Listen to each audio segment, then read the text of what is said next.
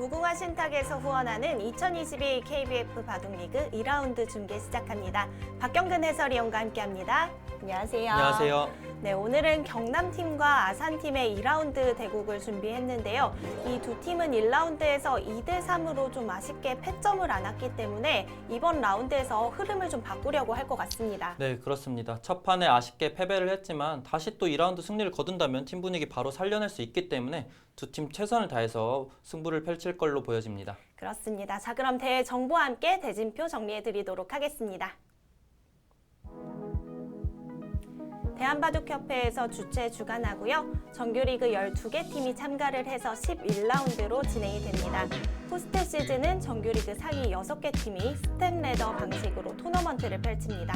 네, 선수 구성은 주전 선수 5명인데요. 남자 선수 3명과 여자 선수 2명, 그리고 후보 선수는 남녀 1명씩 총 2명으로 진행이 됩니다. 제한 시간은 각자 30분에 30초 초읽기 3회 주어집니다. 우승 상금은 3천만 원, 준우승 상금 2,500만 원입니다.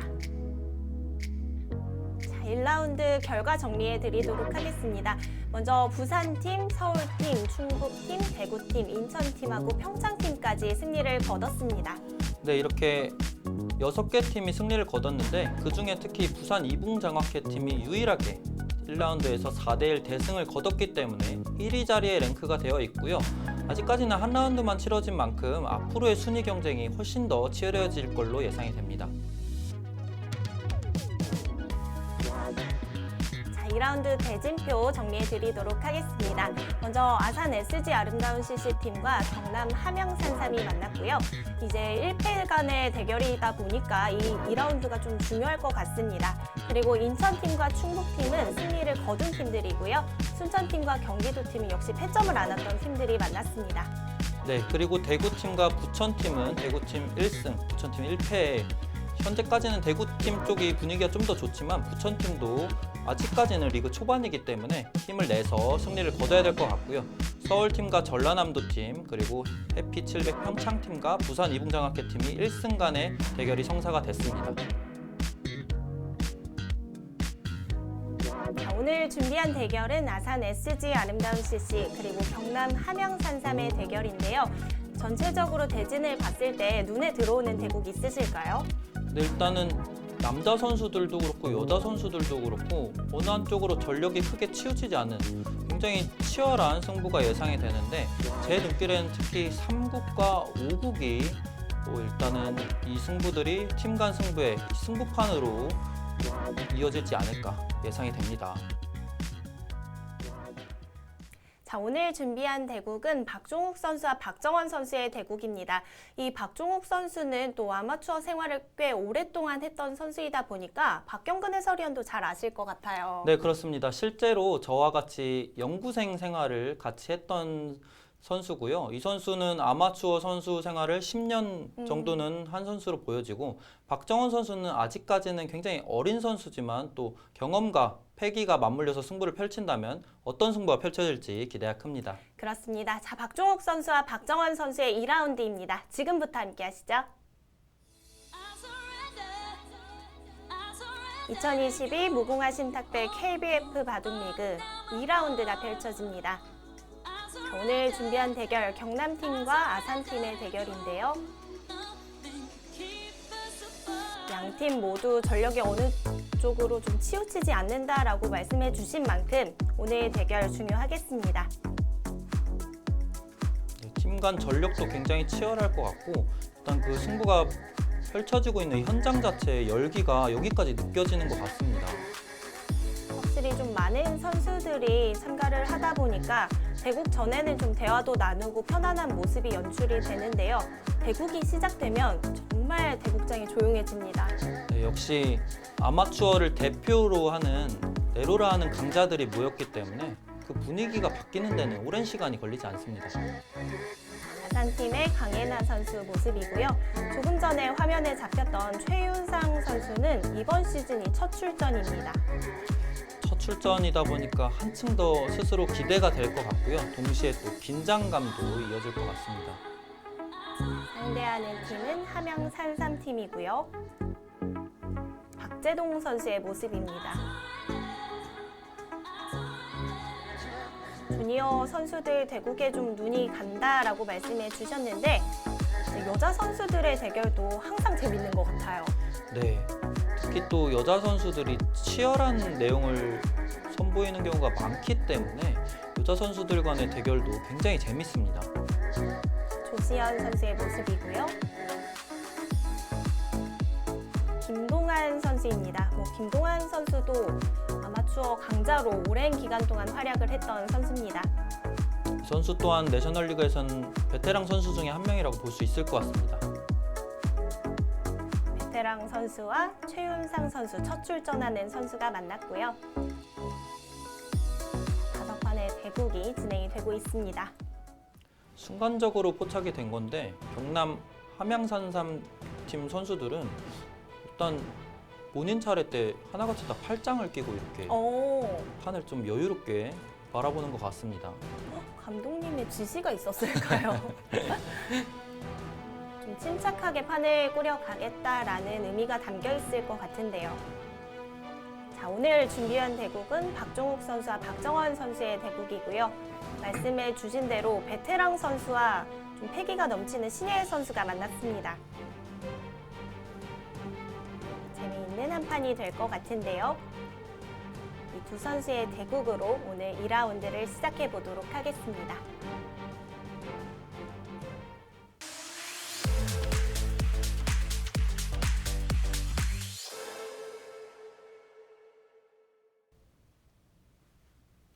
제한 시간은 각자 30분에 30초 초읽기 3번이 주어집니다. 박종욱 선수의 흑, 박정원 선수의 백으로 시작이 되었고요. 박정원 선수는 이번 시즌이 두 번째 시즌입니다. 지난 시즌에는 7승 5패의 성적을 거뒀고요. 사실 첫 시즌에 고생을 하는 선수들이 꽤 많은데 박정원 선수 정도의 성적이라면 그래도 잘 맞췄다라고 봐야 될 것 같아요. 네, 무난하게 신고식을 치른 것 같고요. 이 선수 아직 나이도 굉장히 어린 만큼 앞으로의 성장세가 더 주목이 됩니다. 그리고 올해 치러졌던 국무총리배에서도 4강에 올랐고 뭔가 꾸준히 성적이 상승하는 것 같습니다. 박종욱 선수와 박정원 선수의 초반 출발이 좀 재밌는데 첫 수를 우상기에 선택을 하니까 박정원 선수가 우하 쪽으로 들어왔거든요. 저돌적이네요. 그러니까 박종욱 선수는 좌하 쪽으로 갔어요. 네, 뭔가 묘한 신경전이 오고 가는 것 같고 박종욱 선수는 확실히 베테랑 선수예요. 랭킹 면에서도 현재 아마 랭킹 6위의 랭크가 돼 있을 정도로 최상위권에 포진이 돼 있고 이 선수 역대 내셔널리그 성적이 60%가 넘더라고요. 작년에도 12승 3패라는 굉장히 좋은 성적을 거뒀고 이 선수가 역시 저희가 저번에도 언급을 드렸지만 김정훈 선수나 김정선 선수와 마찬가지로 꾸준하게 성적을 유지를 하고 있습니다. 박종욱 선수는 지난해에도 함양팀에 속해서 시즌을 마무리했었는데요. 함양팀이 지난해 준우승을 차지했습니다. 준우승을 차지하는 데 있어서 박종욱 선수의 활약이 조금 역할을 많이 했던 것 같은데 말씀해 주신 것처럼 박종욱 선수가 시즌을 12승 3패로 마무리했거든요. 네. 근데 그때 당시에 같은 팀이었던 신현석 선수와 박수창 선수도 12승 3패의 성적으로 주니어 다승 랭킹 공동 1위를 한 팀에서 3명의 선수가 가져갔어요. 정말 대단하네요. 정말 막강한 포스를 보여줬었는데 포스트 시즌에서 조금 아쉽게 밀려나게 됐네요. 박종욱 선수는 그런데다가 올해 또 오픈전, 프로 오픈전이죠. YK 건기배와 삼성화재배 두 시합을 연달아 아마대표 선발전에서 통과를 하면서 프로들과의 시합도 앞두고 있습니다. 삼성화재배에서는 이제 홍성지 프로와의 만남을 좀 기다리고 있는 상황입니다. 박종욱 선수가 이렇게 성적을 낸 지 벌써 10년 정도는 된 것 같아요. 그렇죠. 박종욱 선수가 저와 동갑이기 때문에 이제 올해 31살인데 보통 이제 연구생을 20살 때 나간다고 보면은 아마추어 생활을 이제 10년 이상 하고 있습니다. 확실히 연구생 1조 출신 선수들을 보면 세월이 좀 흘러도 그렇게 기량이 많이 떨어지는 것 같진 않더라고요.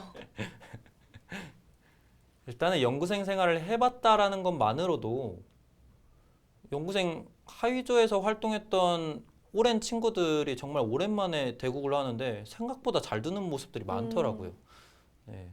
최근에도 이제 제가 아는 지인 중에 연구생 한 7, 8조쯤에서 바둑을 그만두고 그 시간이 정말 오래 흘렀는데 그 친구가 연구생 2조인 친구와 최근에 대국을 펼쳤는데 네.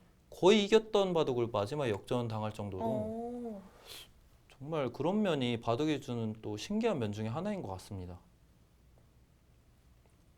자, 그런 베테랑 선수가 이제 두 번째 시즌을 보내고 있는 박정원 선수를 만났습니다. 이 아산팀의 경우는 여자 선수들이 좀 나이가 있고 남자 선수들은 비교적 좀 어린 선수들로 구성이 된 것 같아요. 네, 그런 것 같습니다. 신구조화가 잘 이뤄지는 팀인 것 같고요. 분명히 또 이러한 점들이 시너지가 좋게 발휘될 수 있습니다. 자, 초반 출발은 비교적 무난하게 시작을 한 것 같습니다. 박정원 선수 이수에서 조금은 기풍이 느껴지는데 박정욱 선수가 좀 더 정확한 방향을 잘 찾아갔습니다. 방향은 잘 찾아갔는데 포인트를 잃은 점이 지금 이 장면에서는 흙이 날일자를 두기보다는 붙여서 선수를 잡는 게 더 좋다고 얘기를 해주고 있고요. 일단 박정원 선수가 그 이전에 이곳을 두 칸으로 벌려간 수로는 하변을 이렇게 둬서 한 점을 살리는 편이 좀 더 좋았다고 합니다. 그럼 추후 진행은 막고서 백이 한 수 더 가열수를 하게 되는데 이렇게만 진행을 해 두더라도 흙이 이곳을 다가왔을 때 백이 이렇게 받게 되면은 흙은 이 돌이 이제 시달릴 걱정을 어느 정도 해야 되거든요. 그렇기 때문에 이곳을 건너가 놓는 게 확실히 실리면이나 흑돌을 공격할 수 있는 추후 이점을 봤을 때 좀 더 좋은 행마였습니다. 지금 흑이 이렇게 날일자를 두면서 포인트가 떨어진 이유는 백이 이곳을 찌르고 막아가는 보강이 굉장히 좋은 자세라고 얘기를 해주고 있고요. 실전에 그냥 막아가는데 이수로는 이곳을 뒀을 때 흑이 막아갔을 때 역시 흑의 자세가 좋기 때문에 백이 찔러두는 교환이 지금은 전혀 악수가 아니었습니다. 그런 부분 때문에 인공지능도 조금 움직임이 있었습니다. 교환만 해두고 전혀 다른 쪽으로 다시 한번 시작을 하네요. 네. 지금 저거 붙여가는 수는 인공지능 등장 이후에 굉장히 많이 두어지는 수법 중에 하나죠. 박경근 해설위원이 박종욱 선수와 함께 연구생 생활을 할 당시는 좀 시간이 많이 흐르긴 했는데 혹시 기풍이나 이런 게 기억이 나시나요? 정말 오래됐거든요.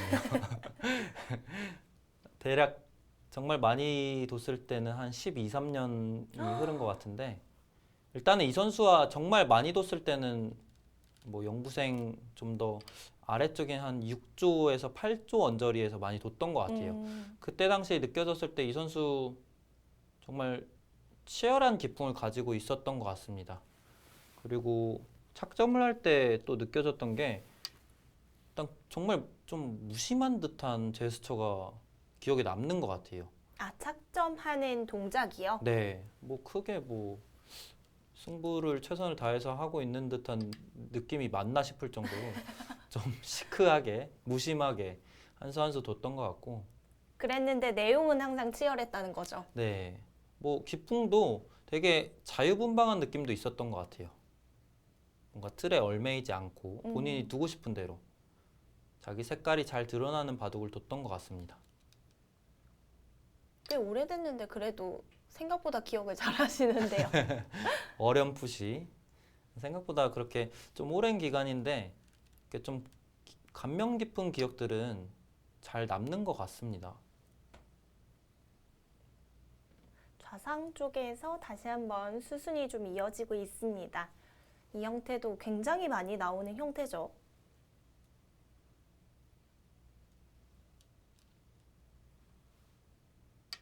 저는 이 형태를 볼 때마다 좀 신기하거든요. 저도 신기합니다. 사실 이런 수순들이 왜 최선인지도 이해하기 정말 어려운 수순들인데 결국에 흙은 이 귀에 백실리를 굳혀주고 변까지도 어느 정도 실리 손실을 보지만 이 좌변에서 다시금 좋은 모양을 형성할 수 있기 때문에 이러한 진행을 선택을 해 가는 거고요. 정확히 이해하지 않고서는 이런 수순들을 구사해 가기에는 어느 정도 좀 무리가 있어 보입니다. 나갔을 때는 흙도 나가는 한 수고요. 백도 끊을 때 여기서는 흙이 뭐 두 가지 수단이 있는데 일단 첫 번째는 이곳을 단수 치는 수죠. 단수를 치게 되면 뭐 백도 때리거나 나가는 수 두 가지를 선택을 할 수가 있는데 때리게 되면은 가장 알기 쉽게 이런 식으로 정리가 됩니다. 지금은 이제 축이 당장은 흙이 좋은 상황이기 때문에 이렇게 단수로 몰아가는 수순이 가능하고요. 만약에 이 장면에서 백이 끊었을 때 흙이 단수를 치지 않고 그냥 이런 식으로 젖히게 되면은 백이 이렇게 끊어서 아예 때리는 수까지 선택을 하면서 바꿔치기 하는 진행도 있습니다. 그러면 흙도 그냥 때리는 거는 백이 넘어가서 싱겁기 때문에 하나 나가두고 그때 때리게 되고 단수를 치면 잊고 때리고 잊고 나서 백은 한 칸 뛰고 이렇게 되면은 부분적으로 흙이 단수를 치고 젖혔을 때 귀에서 맛이 살짝 있고요. 그리고 흙이 이런 식의 궁도가 마련이 되기 때문에 이곳에서 또 어느 정도 백돌들을 추궁을 하면서 소소한 이득을 취할 수가 있게 됩니다. 굉장히 복잡한 변화들이 많이 숨어 있는 진행 중에 하나입니다. 계속해서 돌을 좀 버리고 바꿔치기가 많이 나온다는 것이 이 정석의 특징인 것 같습니다. 저는 아직까지도 이렇게 본인이 두었던 돌들을 다 버린다는 게 그런데도 이게 정석이라는 게 정말 신기하게 느껴지거든요. 네.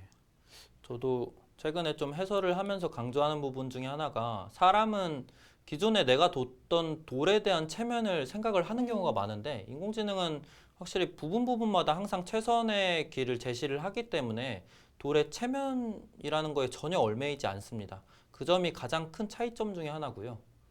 물론 초반 같은 경우는 그러한 점들이 연구를 통해서 가능하지만 중후반으로 건너가게 되면은 사람은 아무래도 내가 기존에 뒀던 돌들의 체면이나 의도를 생각을 안 할 수가 없어서 그런 부분들이 이제 판단력을 기르는 데 있어서 가장 중요한 요인 중에 하나입니다. 간명하게 잡아뒀네요.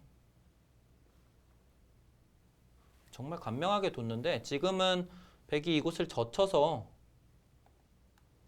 젖히게 되면은 바꿔치기도 하고 단수를 치고 이렇게 2단을 젖히게 되면은 끊어두고 있고 단수를 칠 때 지금은 백이 아예 한 점을 통째로 움직여 버립니다. 결국에는 흙이 이 축머리를 신경을 안 쓸 수가 없기 때문에 뭐 최강의 응수라면 맞게 되는데 당장 백이 밀고 나와도 잡히는 돌이 아닙니다. 그럼 복잡한 싸움이지만 그렇다 하더라도 백이 조금은 할 만한 싸움이다라고 인공지능은 얘기를 해주고 있는데 박정원 선수는 굉장히 그냥 간명하고 알기 쉽게 처리를 했습니다.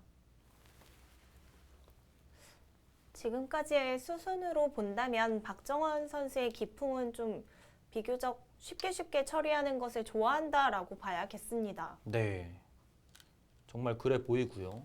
우변 이렇게 벌리는 수는 사실 인공지능 이후에는 약간 느슨한 감이 없지 않은데 그냥 이런 수 무난하게 선택해 가네요. 사실 이 아마추어 선수라고 하더라도 좀 오랜 기간 성적을 냈던 선수들은 방송 대국으로 노출이 많이 되었는데요. 박정원 선수는 아직 그 기회가 많지는 않았거든요. 오늘 대국으로 좀 이 선수를 알아가야 될 것 같습니다. 네.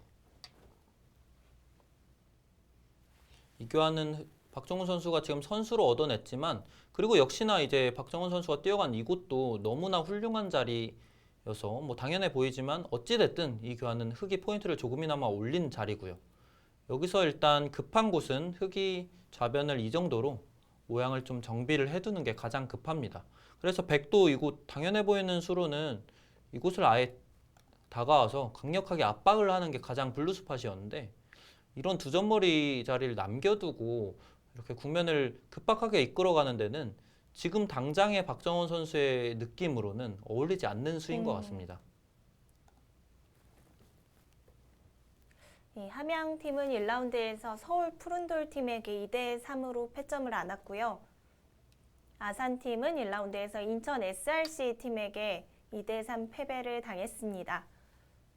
양팀 모두 1라운드를 좀 아쉽게 패배를 했기 때문에 2라운드에서 승리를 하느냐 그리고 패점을 안아서 연패가 이어지느냐는 정말 큰 차이일 것 같아요. 네, 너무나 큰 차이인 거 선수들도 당연히 알고 있을 거라 이번 라운드에 사력을 다할 것 같고요. 사실 이렇게 첫날 분위기가 좀 결정이 되면 그 투어의 분위기도 같이 결정이 되는 경우가 있거든요. 네. 그리고 또 사람의 기분이 옆에 있는 사람들에게 전염되는 경우가 많잖아요. 선수들이 대체적으로 좀 풀 죽어 있고 분위기가 다운이 돼 있으면은 첫 판 이겼던 선수마저도 기가 조금 빨릴 수가 있기 때문에 그런 것도 크게 연연하지 않고 남아있는 승부에 집중하는 것도 중요합니다. 지금 흙이 이곳을 씌워가자 박정원 선수가 약간은 애매한 간격으로 이렇게 들어갔는데 이 장면에서는 흙이 무난하게 이곳으로 다가오면서 이돌 공격도 하고 동시에 이돌도 좀 안정시켜주는 행마를 가져갔다면 가장 괜찮았습니다. 근데 박정우 선수는 일단은 하변에 있는 이 백돌들을 압박해가는 수를 선택을 했는데 이 수가 백에게 이곳을 밀리면서 조금씩은 엷어지는 듯한 느낌을 지울 수가 없거든요. 그래서 이 선택은 글쎄요, 그다지 좋지 않아 보입니다. 확실히 밀림을 좀 당하고 나니까 흙의 간격이 좀 사이가 멀어 보입니다. 약점이 좀 노출이 되고 있고요. 하지만 박종욱 선수는 먼저 좀 적극적으로 두어 가려는 것 같네요. 한 번 더 밀어가자 이제는 치받는 교환을 합니다. 네, 기세 진행으로 보여지고요. 흙도 안 넘어갈 수 없을 때 백이 여기까지 치받았다라는 거는 이곳까지 젖혀가겠다라는 뜻입니다. 아무래도 흙이 조금은 허허실실 작전으로 보여지지만 열분감은 분명 있거든요. 백이 좀 포인트를 실제로도 올리고 있습니다.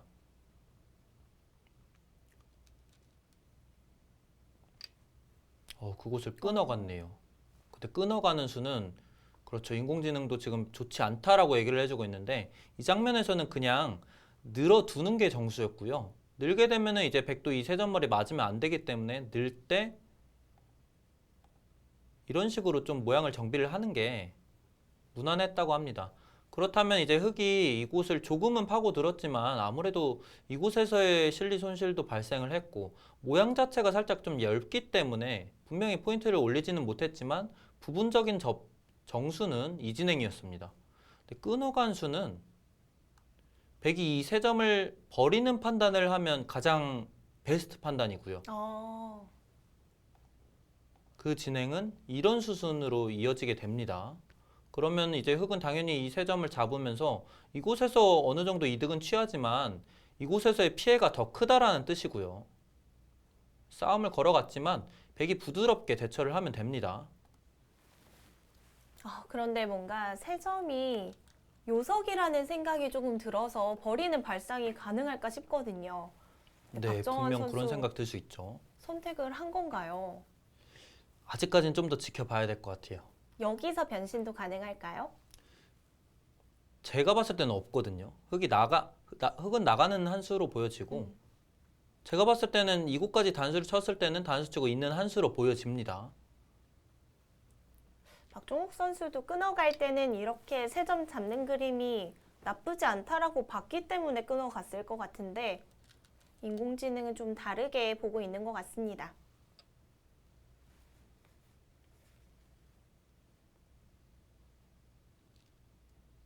네, 그곳까지 단수를 쳤다라는 얘기는 무조건 이 한 수입니다. 이곳 잘 찾아갈 것 같고 박정우 선수가 이 세 점을 잡으면 괜찮을 거라고 판단을 했던 거는 분명히 좀 판단 미스가 있었습니다. 박정원 선수가 좋은 판단을 내리면서 초반 포인트는 박정원 선수가 좀 올리네요. 생각보다 크게 기울어졌어요. 네. 뭐 백이 당장 이길 승률이 90%가 넘지만 사실 6집 차이는 지금 당장 진행된 수순을 고려를 해봤을 때 크게 아직까지는 의미가 많지 않다라고 보셔도 되고, 뭐 지금 두어간 2구까지도 블루 스팟이에요. 박정원 선수 현재 보여주고 있는 대국 내용은 정말 훌륭합니다. 베테랑 선수를 상대로 자신이 이끌어가고자 하는 국면을 잘 이끌어가고 있습니다. 기풍에 맞게 좀 유연한 선택들을 잘 보여주는 것 같습니다. 집 차이는 크지 않은데 승률 그래프가 생각보다 백 쪽으로 많이 기울었네요. 네.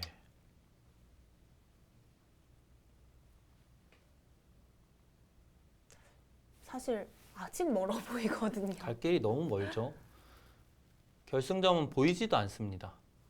지금 양 선수가 중앙으로 한 칸 뛰는 행마들을 선택을 했는데 지금 이 장면에서의 요천은 이곳이었습니다. 흙이 두는 게 선수성이거든요. 백은 받을 수밖에 없다라고 보면은 이 교환은 악수가 될 일은 거의 없기 때문에 뭐 흙이 해뒀으면 됐고요. 반대로 이제 흙이 해두지 않았기 때문에 백 입장에서는 이곳을 지켜두는 게 또 굉장히 좋은 자리라고 인공지능은 추천을 해주고 있습니다. 흙이 교환하는 건 그래도 좀 이해가 되는데 백이 지키는 게 좀 느릴 수도 있지 않을까 걱정이 되거든요. 그쵸. 근데 이제 뭐 단순하게 집만 봤을 때도 두 집가량 차이가 나고요. 이 모양 같은 경우는 흙이 이렇게 둔 거랑 비교를 해보면 일단 흙이 좀 더 벽이 생기는 느낌을 지울 수가 없습니다. 그래서 백이 두는 자리가 그만큼 좋고 이곳을 선택을 해갔다면 그나마 좀 더 좋은 수라면 한 칸을 뛴 수보다는 아예 붙여가라고 얘기를 해주고 있고요. 이거는 의도를 쫓아가 보면은 뭐 이런 돌 이 두 점 버리는 거 정도는 크게 부담이 없다. 차라리 중앙으로 힘을 실어주는 게 추후에 얻을 수 있는 효과들이 훨씬 많다라는 뜻인 것 같습니다. 이렇게 한 칸 뛴 행마는 아무래도 지금 역시나 흙이 이교환 해두고 이런 행마 쫓아갈 때 좀 백이 힘이 없다라고 할까요? 조금 느슨한 행마라는 느낌을 지울 수가 없기 때문에 그다지 조금 좋지만은 않아 보였습니다. 중앙 쪽 두터움이 좀 중요하다라고 말을 해주고 있었네요. 좌상 쪽의 흑돌도 아직 확실하지 않다 보니까 그렇죠. 그 입구자 자리를 말해주는 것 같아요. 그 입구자 자리가 지금 들여다봤을 때도 정수였어요. 소리가 나오죠. 흙이 끊어지잖아요. 끊어지는데 이렇게 두면은 막상 흙이 기분 나빠요. 여기 찝히면은 다 살아가거든요. 받아야 되는데 이렇게까지 밀면 받자니 활용당한 것 같고 안 받자니 여기 단수 이렇게 두 방 당하면 막상 집이 몇 집 안 늘어났거든요. 그에 반해서 중앙이 점점 새하얘지고 있고 그렇다는 얘기는 추후에 이 돌 굉장히 크게 시달릴 가능성이 높거든요. 정말 떠올리기는 힘든 발상이었는데 이 장면에서 이 입구자를 뒀다면 흙 입장에서 좀 갑갑했을 것 같습니다. 그런데 원래는 중앙 쪽으로 한 칸 뛰는데 악수 없고 또 들여다보는데 안 있는 바보 없다고 하잖아요. 근데 두 개 다 틀렸네요. 네, 바보가 됐어야 됩니다. 박종욱 선수가 좌측에 교환을 하지 않으니까 다시 한번 그래프는 좀 움직임이 생깁니다. 계속해서 요천은 이곳이라고 얘기를 해주고 있는데 이미 대국자들의 시선에서는 조금 벗어난 곳이고요. 양 선수 상대적으로 좀 무난한 집으로 큰 자리를 찾아갔습니다.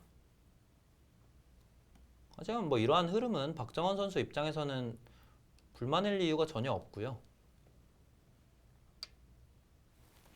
붙여가는 선택입니다. 모양을 최대한으로 키워가고 있는데요. 네, 부분적으로 붙여간 수는 이러한 형태에서 많이 등장하는 수법 중에 하나고요. 나쁘지 않아 보입니다. 하지만 뭐 이곳을 놓치는 게 계속해서 좀 아쉬운 부분이고요. 백이 젖혀갔는데 지금은 이렇게 안쪽으로 늘기보다는 위로 느는 게 정수라고 얘기를 해주고 있습니다. 치 받으면 늘어서. 이러한 경우에 왜 위로 느는 게 정수냐면 이 간격이 넓다 보면은 맛이 나쁜 경우가 많습니다. 네. 하지만 이렇게 머리가 하나 세워지게 되면은 그만큼 힘이 붙어서 간격은 넓지만 맛이 많이 사라지게 됩니다. 그래서 이러한 교환을 얻어낼 수 있기 때문에 위로 늘게 되고요. 이렇게 정리가 되면은 추후에 흙이 이런 식으로 또 활용하기가 굉장히 편해지죠. 이렇게까지 활용이 됐다고 보면은 이 부분이 점점 흙 세력이 구체화되기 때문에 괜찮습니다. 위로 늘어가는 방향 자체가.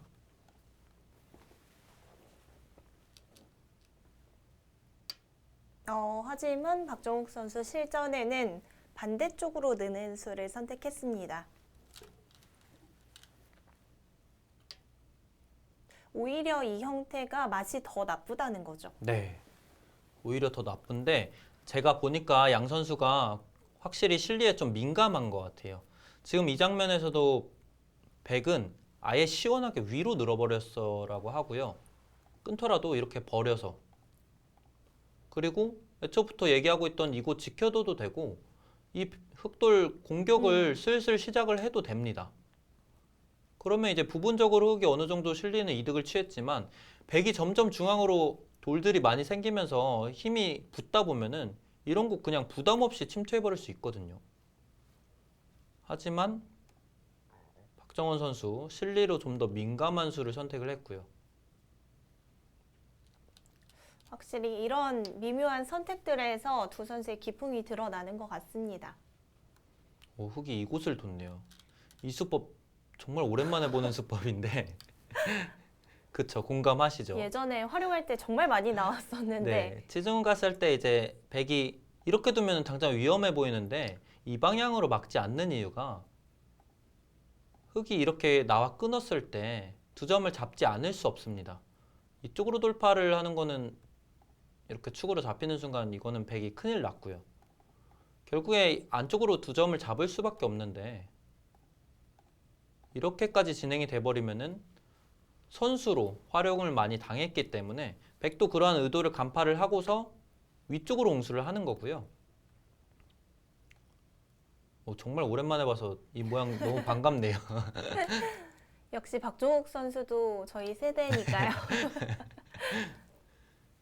요즘 바둑을 새롭게 배워서 성장을 하고 있는 선수들을 보면 저런 수법 자체가 아예 본 적도 없는 선수들이 많더라고요. 이런 수가 있네. 생각보다 까다롭네. 이렇게 느낄 수 있습니다. 실제로 지금 이 장면에서 놀라운 거는 이렇게 둬서 이렇게 진행이 되면 흑의 블루스팟이고요. 그런 거 보면은 저희가 옛날에 아주 바둑을 헛배우진 않았던 것 같습니다. 그래도 맞는 이론도 어느 정도는 있겠죠. 네.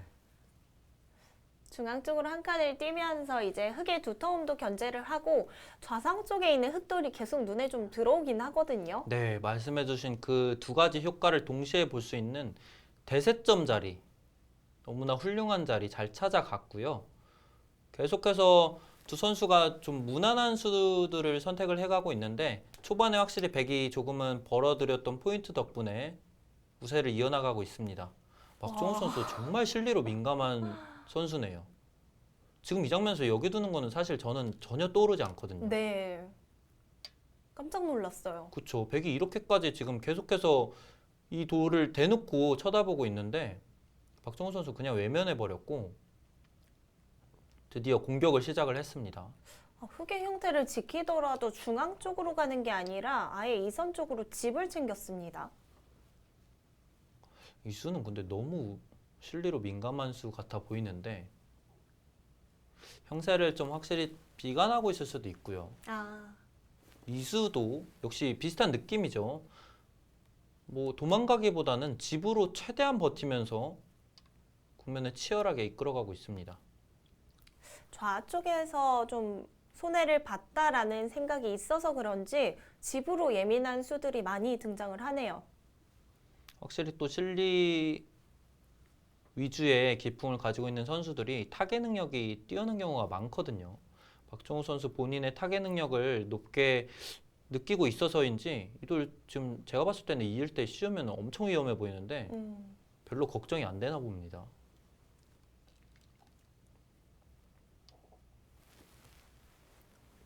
꽤 시달릴 것 같이 생겼는데요. 일단은 눈에 보이는 집은 한 집도 없거든요. 네.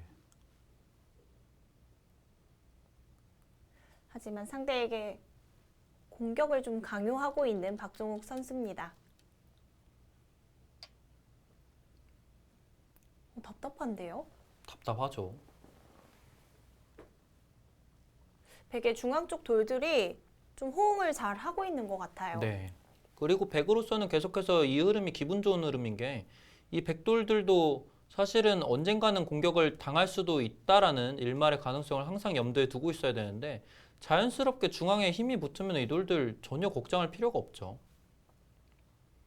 국면이 전체적으로 두텁게 운영이 되면 아예 이곳 훅 들어가 버릴 겁니다. 추후에는.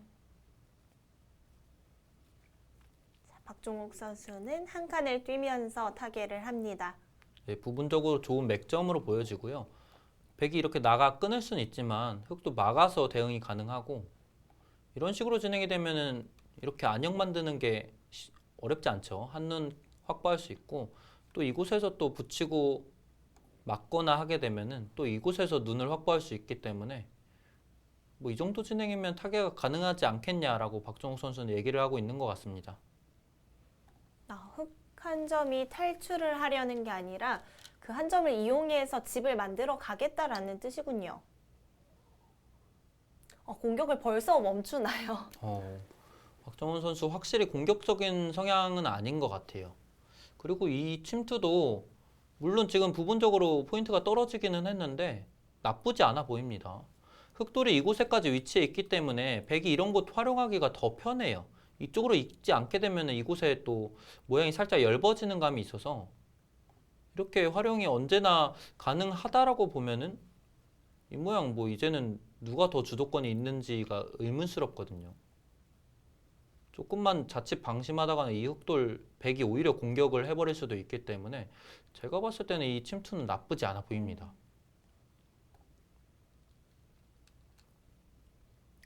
확실히 흑 쪽에서 조금 더 바빠 보입니다.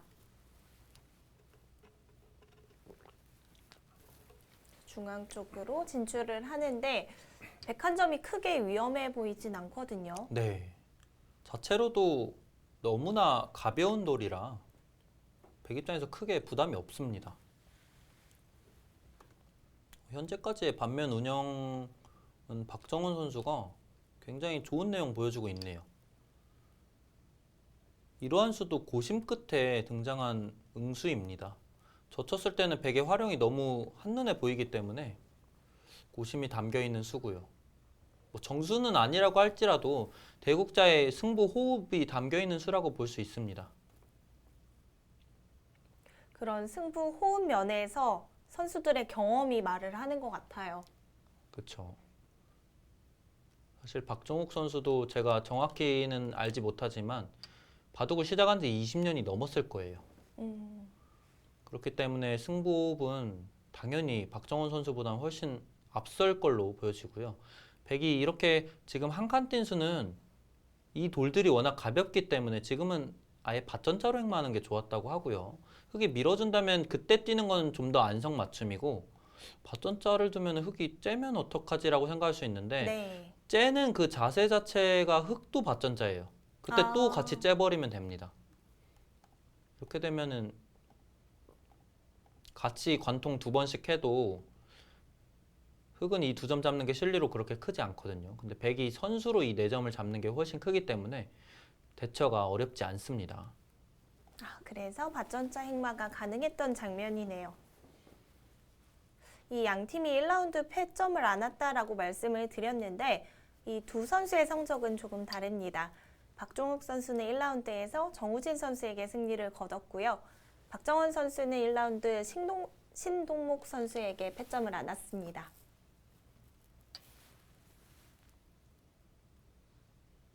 박정우 선수 정말 한결같이 좋은 모습 보여주고 있네요. 함양팀 입장에서는 정말 든든한 선수일 것 같아요. 네. 자체로도 이렇게 베테랑 선수는 다른 또 어린 선수들에게 많은 조언도 해줄 수 있거든요. 그런데다가 좋은 성적까지 또 이렇게 뒷받침이 된다면 팀에서 영입을 안 할 이유가 없죠. 그래서 항상 이렇게 새로운 시즌이 시작될 때마다 좀 연락이 먼저 가는 선수들이 있는데 박종욱 선수는 연락을 항상 빨리 받았던 것 같아요.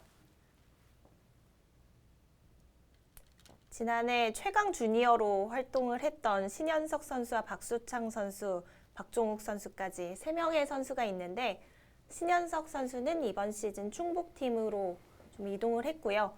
박수창 선수는 입단에 성공을 하면서 팀을 떠나게 되었습니다. 정말 박수 받으면서 떠났겠네요. 어. 너무 올드한가요? 정말 경남팀 감독님이 깜짝 놀라시겠는데요. 깜짝 놀라셨다면 제가 사과의 말씀을 전해드리겠습니다. 박수창 선수도 아마추어 생활을 꽤 오래 했는데 입단이 빠른 편은 아니잖아요. 그렇죠. 네, 확실히 이렇게 오랜 기간 입단 운이 좀 없었던 선수들도 아직도 가능성이 있다는 걸 좀 보여준 것 같아요. 네, 확실히 뭐 기량은 의심할 바가 없기 때문에 입단이라는 그 좁은 관문이 항상 운도 크게 작용을 하거든요. 뭐 어느 한 선수나 뭐 특히 특출나서 입단하는 경우도 분명히 있지만 정말 그 치열한 승부 속에서 너무나 극소수만 뽑기 때문에 이렇게 자신의 시기에 때에 잘 맞춰서 입단을 한 케이스라고 볼 수 있을 것 같습니다. 선수들을 보고 있으면 한창 공부를 할 때는 오히려 잘 풀리지 않았던 이 입단 대회가 내셔널 바둑 리그를 하면서 마음이 좀 편해지면 오히려 입단에 성공을 하는 경우도 많이 나왔거든요. 네, 요즘에는 가면 갈수록 그런 케이스가 점점 많아지고 한결 좀 여유라는 게 생기는 게 정말 중요한 것 같습니다. 한창 이제 승부에만 몰입할 때는 너무나 이기고 싶은 마음이 간절하기 때문에 그러한 마음들이 또 안 좋게 작용하는 경우가 너무 많거든요. 어깨에 힘이 들어간다라든지.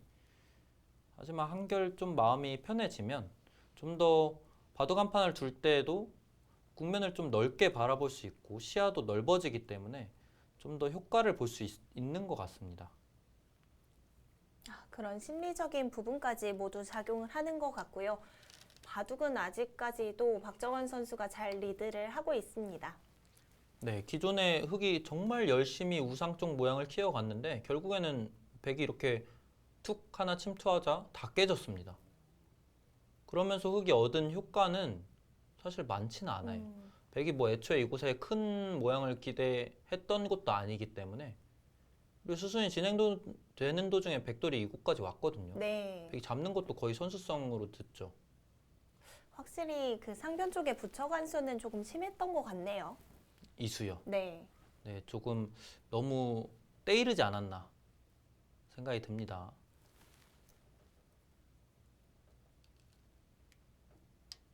박종욱 선수가 우변 쪽에서도 그렇고 상변 쪽에서도 좀 집에 예민한 수들을 많이 선택했는데 하지만 지금의 상황을 보면 그렇게 집이 많아 보이지가 않습니다. 네, 집에 예민한 수들이 계속해서 등장을 했는데 이 수는 정반대죠. 부분적으로 느는 게 정수였는데 젖혔습니다. 그 이유는 당연히 눈에 뻔히 보이게 집으로 손했는데 왜 젖혀가냐면 그나마 이렇게 수순을 진행을 시켜야지 이곳에 빈틈을 나중에 찔러갈 수 있다라는 뜻이고요. 모를 리가 없습니다. 이런 수는. 하지만 박종우 선수의 오랜 바둑 경험상 이렇게 승부를 펼쳐가는 게 좀 더 낫다라는 판단하에 이렇게 젖혀간 겁니다. 뭐 인공지능이 말하는 최선은 아닐 수 있겠지만 사람과의 대국에서는 상대가 흔들릴 법한 자리를 만들어가는 게 중요하잖아요. 네. 그런 부분을 박종욱 선수는 좌변에서 만들려고 하는 것 같습니다.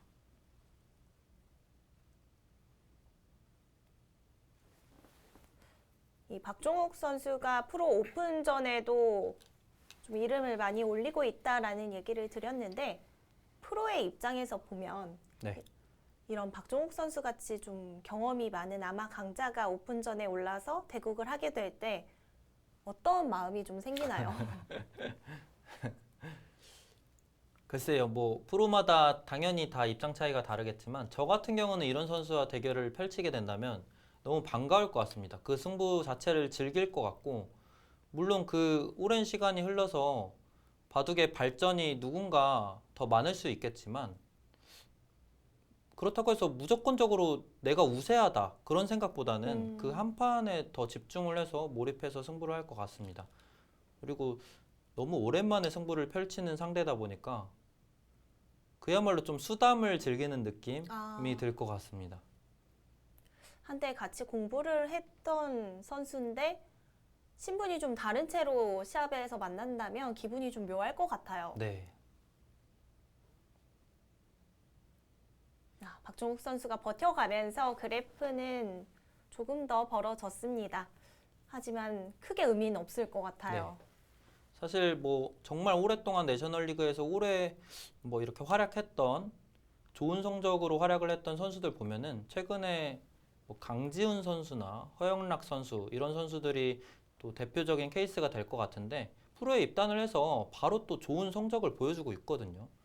그렇다는 얘기는 지금 당장에 이 선수들이 또 프로 입단에 성공을 한다면 언제 또 좋은 성적을 거둬도 이상할 게 없다라는 뜻이기 때문에 프로들도 더 이상은 아마추어와의 대결을 크게 부담스러워하지만은 않은 것 같습니다. 그리고 이 내셔널 바둑 리그 이번 시즌부터는 KBF 바둑 리그라는 이름으로 시작이 되었는데 이 리그에 참가하는 선수들은 워낙 강자라는 걸 많은 바둑 팬분들도 아실 것 같아요. 네. 프로와 오랫동안 이 내셔널리그를 지켜보신 분이라면 정말 실력이 강한 선수들이다라는 건 너무나 잘 아실 것 같습니다. 그렇게 보시는 분들도 프로와 대국을 한다고 해서 무조건 프로가 이긴다라는 생각을 많이 안 하실 것 같아요. 네, 안 할 수 있죠. 자, 박종욱 선수는 계속해서 100 전체 대마도 좀 노려보는 것 같은데 쉽게 공격이 될 것 같지가 않습니다. 네, 박정훈 선수가 쉽게 빈틈을 보이지 않고 있고 박정욱 선수로서는 계속해서 좀 답답한 흐름의 연속입니다. 뭔가 이제 공격을 통해서 이득을 취해야 되는데 그럴 만한 장면들이 잘 안 나오고 있어요. 그나마 하변 쪽 100 연결이 확실하지 않기 때문에 하변 쪽과 우측에 있는 돌을 좀 엮어봐야 될까요? 네, 그래야 될 것 같고 그러지 않기 위해서는 백이 정말 오랜만에 아쉬운 실수가 한 수 등장했습니다. 지금 이곳 두어간수로 흑이 두어간 이 자리가 좋았고요. 그랬다면 좀 더 이 돌들과 호응을 하는 느낌이 있죠. 그리고 이곳을 안 뒀다 뿐이지 백돌이 이곳에 위치해 있으면 언제든지 절대 선수입니다. 지금 박정원 선수가 이곳을 연결을 한 이유는 이 우악이 백돌에 대한 사활을 신경을 써준 건데 어차피 결국에 이곳에 위치해 있다면 언제든지 이곳이 선수라 반대로 흑이 한 점을 잡게 되면 그때는 귀에서 살면 됩니다. 그래서 지금 정확한 방향은 이곳을 띄워주는 방향이었고요. 흑돌이 이곳에 위치하게 되면 점점 아무래도 이 간격이 멀어지기 때문에 걱정을 해야죠. 은근히 눈에 보이는 실수는 아니었지만 차이가 많이 줄어들었습니다. 지금 이 수를 두면서 차이가 더 좁혀진 이유는 더 어려운 이유인데 이 수로 지금은 중앙에서 나를자를 뒀어야 된다고 하고요. 막는 거는 여기 둬서 나는 이 돌 버리더라도 이거 다 잡겠다라는 뜻입니다. 근데 선택하기가 쉽진 않았을 것 같은데요. 그렇죠. 그래서 결국에 흑이 연결을 하게 되면 그때 붙이면 자세 자체가 훨씬 당당하죠. 근데 결국 이러한 디테일이 없다면 차이는 점점 더 줄어들 수밖에 없습니다. 항상 인공지능이 뭔가 누군가의 우세를 점쳐줄 때는 이런 정교한 행마들이 뒷받침이 되어 있기 때문에 저 차이를 나타내 주는 건데 그 정교함을 놓치면서 이바둑 역시도 차이가 줄어들고 있고요. 그 정교한 수순들을 보면 사람의 심리가 들어간다면 선택하지 못할 수들이 많은 것 같아요. 네, 그게 가장 큰 인간과 인공지능의 차이인 것 같습니다. 조금 전 나리일자도 일단 우측에 있는 돌이 잡힐 수 있기 때문에 쉽지 않았을 것 같은데 그런 식으로 대국을 둬야 된다는 것 자체가 바둑이 만만치 않아졌다는 얘기이기도 합니다. 네, 정말 새로운 관점이죠. 일단 흑이 계속해서 이 백돌들을 몰아가고 있는 흐름이었는데 인공지능은 단순하게 이 장면에서 최선의 수를 제시를 해주는 거지 사람은 그런 판단을 내리기 어렵죠. 일단은 돌들이 어느 정도 타협이 되면서 일단락이 됐습니다.